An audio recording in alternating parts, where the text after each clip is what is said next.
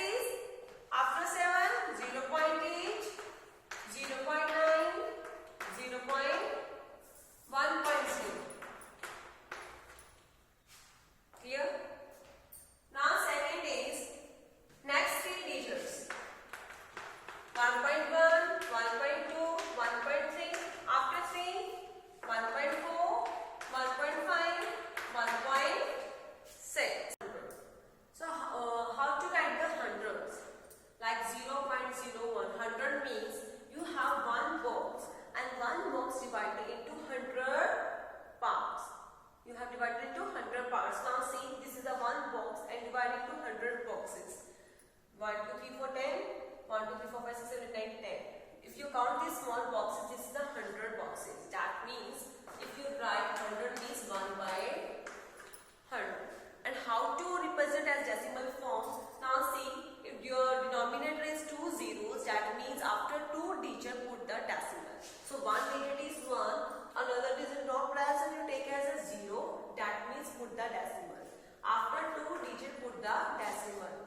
So this is your hundreds. Now see with the examples of